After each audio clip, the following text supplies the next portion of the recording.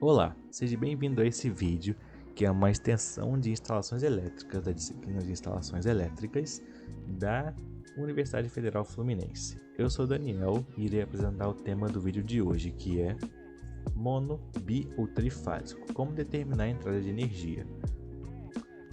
A determinação da entrada de energia, que no caso quantas fases vão ter e o tipo dos condutores que serão utilizados, ela passa por dois tópicos principais, que são, primeiro, a previsão de cargas, que são as considerações sobre o que você tem na instalação, e a NBR 5410, que é a norma de instalações elétricas de baixa tensão, e também a demanda de energia, que é a consideração sobre o consumo da instalação. A demanda ela é calculada de acordo com regulamentos de distribuidoras de energia. E cada distribuidora tem sua regra. A gente vai olhar melhor sobre isso daqui a pouco. Primeiro tópico, determinação das cargas. Nós temos duas abordagens a serem feitas. A primeira é a previsão de cargas da NBR 5410, que nos dita o mínimo de carga de iluminação em tomadas que tem que ter numa instalação, dadas as características do local. E o segundo é o levantamento de cargas. Esse aqui é utilizado para instalações já existentes, como por exemplo, eu tenho uma casa e coloquei mais aparelhos, estou tendo problemas com sobrecarga. Eu preciso ter um aumento de carga, ou seja, você vai fazer o levantamento e verificar se aquele tipo de fornecimento já não é mais adequado para você, você precisa de um aumento. O levantamento de cargas, ele meio que também pode complementar a 5410, porque a 5410 ela nos dá o mínimo e não o total do que a gente vai ter. Então vamos começar com o primeiro tipo de carga, que são as cargas de iluminação. A NBR 5413 é a norma de iluminância de interiores, né? Com ela a gente consegue calcular a quantidade de luz, né, que cada ambiente tem que ter, das características do ambiente, o tipo de trabalho, e também determinando as luminárias e lâmpadas, né? Ou seja, é a norma mais correta para se realizar isso.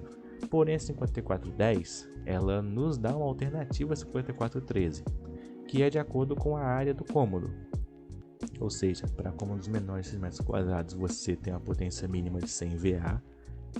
E aqui eu vou abrir um parêntese porque VA é a unidade de potência elétrica aparente. Porém, se você for ler, né, esses tipos de normas, verifica que o pessoal soma VA como Watt, né?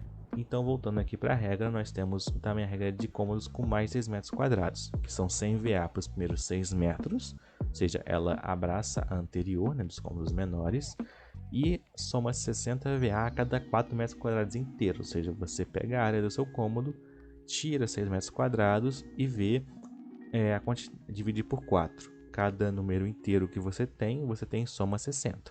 Se você tem, por exemplo, um cômodo de 9 metros quadrados, você vai ser 100. Se você tem um cômodo de 11, vai ser 160. O segundo tipo de carga são as cargas de tomadas.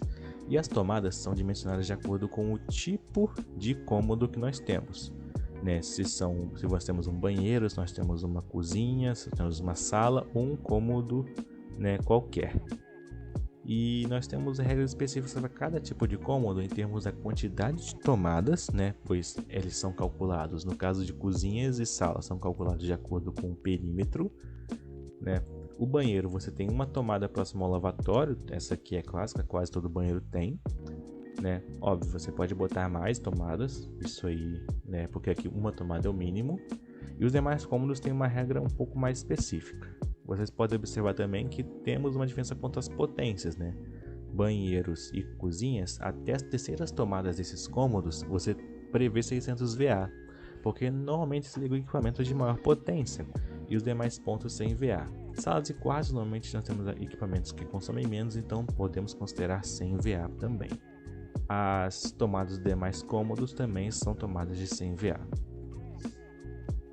Então, né, a gente viu aqui como funciona a 5410 e também temos que falar sobre levantamento de cargas. Basicamente, como eu já falei, verifique os seus aparelhos que fazem parte da instalação, principalmente aqueles que mais consomem energia, né, e você vai meio que ter sua potência instalada, sua carga instalada. E quando você está realizando um projeto, ou seja, numa instalação não existente, você tem que aliar as cargas que você quer ter na previsão de cargas, porque como foi falado, a 5410 te dá o mínimo.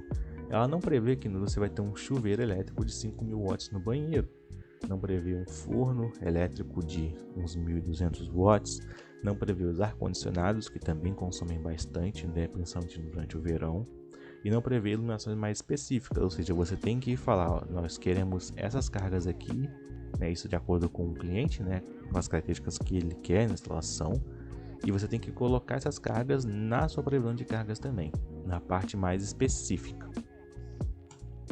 Vamos agora para o cálculo de demanda. E a primeira coisa que nós temos que observar é qual é o seu distribuidor de energia, qual a empresa que administra as redes elétricas da sua cidade. Aqui, trazendo para o estado do Rio de Janeiro, nós temos a Enel, a Light e a Energisa, que são as 3 distribuidoras que nós temos no estado, né?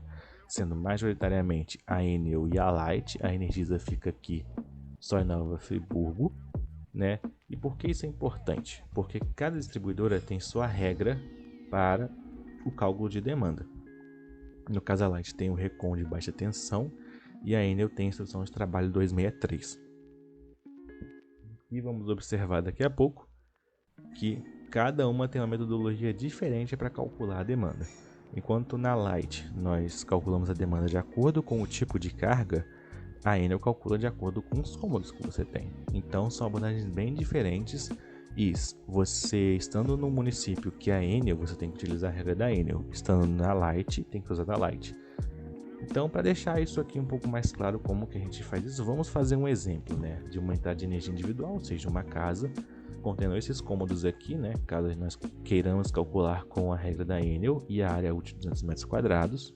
E essas cargas que foram especificadas tanto pelo dimensionamento da NBR 5410, quanto cargas específicas, como estão aqui a seção de chuveiro, fritadeira, ar-condicionado e a bomba d'água.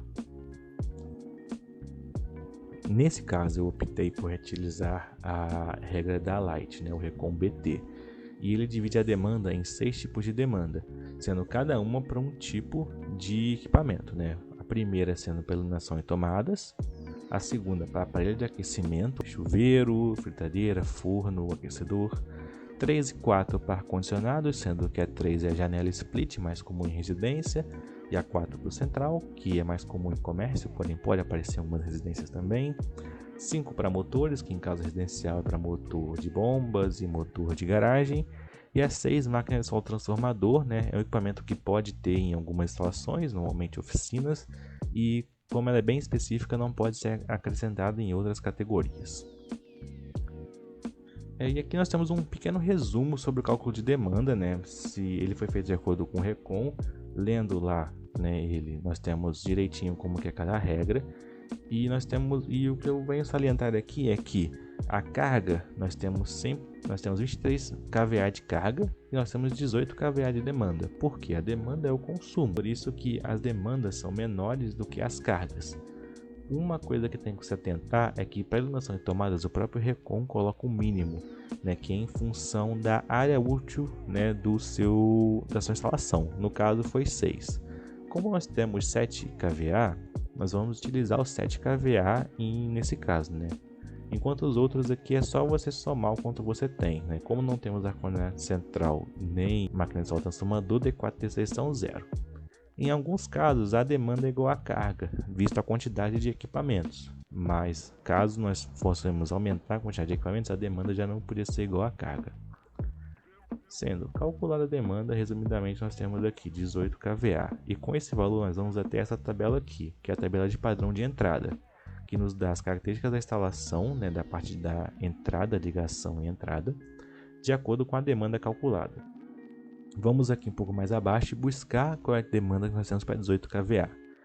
18 kVA é um valor que fica entre 15 e 24. Portanto, o consumidor que a gente está se referindo é o tipo T3, que terá uma instalação trifásica, recebendo em sua residência tanto o 127 quanto o 220. E aqui nós temos as demais características, né, de condutores, também de eletrodutos e de proteção.